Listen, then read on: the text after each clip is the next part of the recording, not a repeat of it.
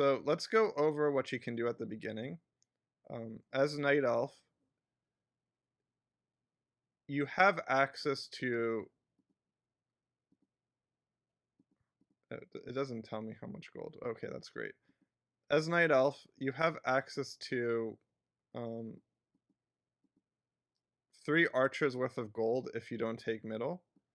And if Frank had middle here, I, be I believe you might be able to squeeze out a Huntress. I'm not completely sure, but you might be able to go Huntress, Archer, Dryad instead of just 3 archers if you take middle. Um, Otherwise, you can only go 3 archers and a gold mine. And I do believe the 3 archers and a gold mine is uh, probably the strongest opening you can do as Night Elf. You'd want it to be split if you knew they were Orc, but if you don't know that they're Orc, you want them in the straight line. So while these two are split, I don't really know what I was thinking. I was trying to be fancy for some reason, but this is pure bad. On Corn's side, we'll pause it at 0 seconds actually, so we can see what Corn's doing. Okay, so you have 173 gold. So and you took middle, so it's not quite enough for 2 archers and a huntress, but it is enough for 1 archer, 1 huntress, and 1 dryad, which you would not be able to get if Frank didn't take middle. So that's probably the strongest opening that Night Elf can do. But the second strongest opening they can do is 3 archers. And this would have beat Corn's army if I went 3 archers and I positioned it correctly. So that's mistake number 1. Ideally, I would have went 1 huntress, 1 archer, 1 dryad, which it's funny to get one of each unit, but it would have mean that it's impossible for me to lose my lane in a mirror matchup. And probably outside of an Orc player playing mass grunts, which they don't normally go, I would have won any race. Or I probably would have lost undead too, but they would have had to go mass ghouls, which you also don't really want to get as undead. So those are the 2 different possibilities.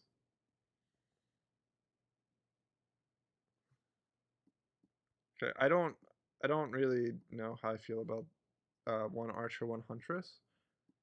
I think 2 huntresses are better if you're gonna get a huntress at all. Otherwise, like I said, he could have got 3 archers or 1, and that would have been a lot stronger than 1 archer, 1 huntress in this matchup. I think that's kind of a small mistake by Corn. I think my mistake was much bigger though. Alright, let's go to the next wave. Alright, so we're at the 20-second mark. I'm finishing my tier 2. Corn likes to get fast hero. He's abusing the weakness that Night Elf has, where they don't have a high amount of hero damage early on. If you go mass huntresses, you're primarily getting splash, and while dryads are pretty good single focus, they're doing piercing damage. And until like you get mountain giants and chimeras and bears, it's not much to do.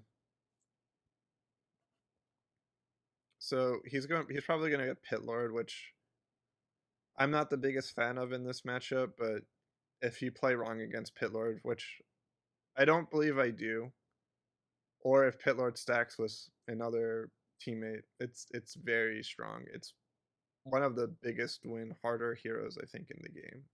So it's 4 archers here.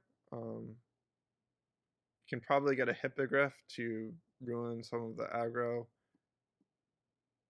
I think I do that. I don't know if it's positioned right. That one is. This one is kind of too. So the main reason I put the hippogriff here and not directly at the bottom, I believe, is in case he like moved his archer, he got like a second archer right on top. Like if you got dryad here, I think most people would position it in such a way that'd be like right on top by 1 grid point rather than 2 grid points. Something probably to look into more. I'm not going to, but yeah, I think this is pretty good. Um, I do think this is a mistake on Korn's end. I want to talk why about this. Or I want to talk a little bit about this. Like, if I go archers and huntress or and hippogriffs, and all his units are at the back, it means that I get middle. The archer here being positioned in the center, I don't really understand what he's trying to gain from that. It would make more sense if the archer was here or the archer was here, like down here or up here. Because if you are trying to scam the unit away with the hippogriff, which if I made huntress, dryad, archers instead of going fast, uh, actually no, there's no, he's right. This archer is fine here. There's nothing I could do early because he's still on tier 1 to win. So yeah, he's on tier 2, or I'm on tier 2. He's on tier 1, and I think he's much stronger than me. I should never be able to win middle here. The fact that he even gives me a middle is just a huge mistake. There's no benefit in stacking with so few units. Even with this 4 or 5 second delay of getting, it's really 2.5, 3 second delay of getting to the tower. His whole army will die before yellow comes in. So yeah, I completely ignore this huntress, which is, I think, a win, and the archer still dies, and yellow only gets hit twice. I think just pretty subpar positioning. He fixes it this time, and he gets like Druid of the Claw. Like I said, Druid of the Claw and Rejuvenation, very strong. Even if you have a Dryad, the Dryads might not target the Rejuvenation. They might target one of the 4 other units that have Rage on them. Or sorry, Roar. Cool. So I do this. I think I'm in Fancy Syndrome still. This isn't bad. The worst part about this is this archer positioning. Lich will only cast Nova if there's 3 units together. And there's 3 units together, so the second archer should have been here. It's very hard to think about these things in the middle of the game, but you know, I saw the Lich. There's not an excuse for me not to have put 2 archers here and 2 archers here. And I think they get Nova'd and just bad. I mean, I wouldn't have won, but that's okay. So here you see me selling all my units. I cash in all of these hippogriffs for max gold. And you kind of have 2 different things you can do as a Night Elf player. You can go Chimeras and Mountain Giants, or you can go just Mountain Giants, or you can go Hero and Chimera. And this is kind of the mind game portion of this matchup. You can't afford to scan. You don't have enough gold as the opponent thing side. So you're kind of coin flipping. I think Korn got pretty lucky against me here.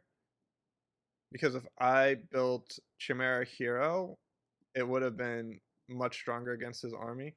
But I did not. So a little bit of luck by him. It's one of those 3 options, and all of them have trade-offs, and you're kind of gambling, so.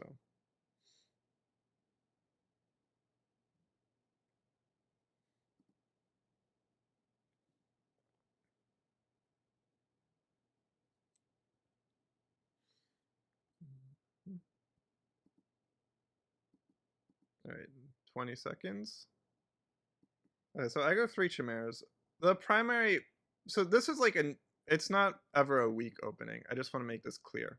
He has a melee hero. He has no way of preventing damage on the melee hero from the chimeras eventually. He can get archers or something to lure the damage away from the hero for a bit, but the chimeras will kill all the ground that Night Elf has. There's no combination of ground units that won't die. If you only get one chimera, there is a chance that the Pit Lord will live, and my overall goal is to deny experience from the Pit Lord so that by the time my army starts to snowball, he's level 1 or level 2. And even though he got a hero very quickly, I would be fairly surprised if he had more experience than Frank's hero. Well, significantly more experience than Frank's hero that just came out at minute 7. Um, so,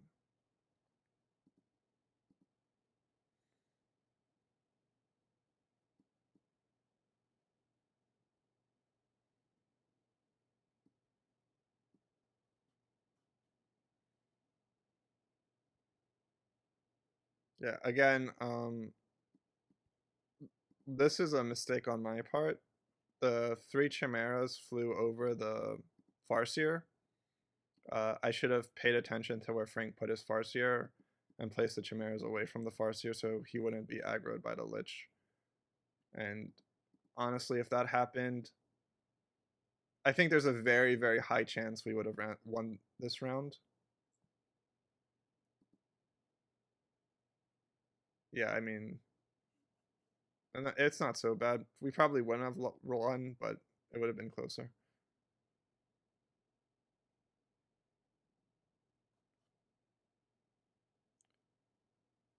All right, so is there anything interesting, or can we just fast forward to the next one?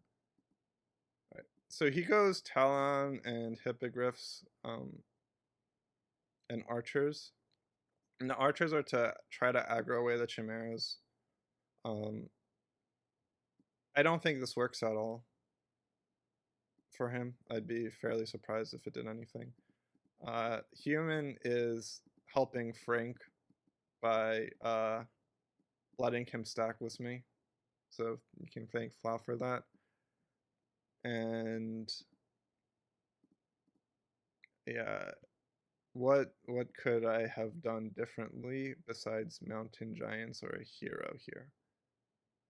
Dryads are the big issue, and then the positioning of the chimeras could be one chimera here, but you really don't want to stack with the Farseer so to prevent the Nova when they come together. Okay, cool. So he still gets Nova'd. He actually runs out of mana, but I think he gets Nova'd one more time. Yeah, you can see the Chimeras are all frozen. It's a pretty big mistake. Not doing that would have been... It was a very preventable thing by me. This positioning is really, really solid, though. Besides that, like, very strong. The only thing that I could have done, though, to prevent that is I could have moved the Chimeras here and just kept all the hippos there. And that really wouldn't have been too bad. Only a few of these Hippogriffs and Talons would have aggroed my Chimeras, and then these Hippogriffs might have actually won the air battle here. So, interesting way that could have happened. I'm not 100% sure if the Nova wouldn't occur, but I don't think it would have occurred, and it definitely wouldn't have Nova the most important units, which are the Chimeras. Like, the Hippogriffs getting Nova is bad, but like him winning the air war, just it doesn't matter. Like, the only thing that matters is these heroes die. And Frank doesn't get Nova'd. So, a small mistake, I think, by me. I don't think game losing. I think there are game losing mistakes that happen. I don't think that's one of them. I personally would have preferred one Dryad here instead of 2 Archers and the Talons. Dryad is really good against all heroes, so...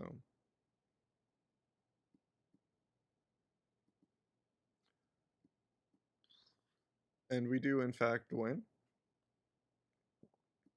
We would have won with Frank's hero alive, too. Okay, so this is the worst, one of the worst possible army compositions you can get with undead versus human. Human's big weakness overall is, I know this is a tangent from the Night Elf mirror, but this is really important because this is the game losing fight. Um, there is no fight in this game that was important as this round. Everything else didn't matter. This one mattered.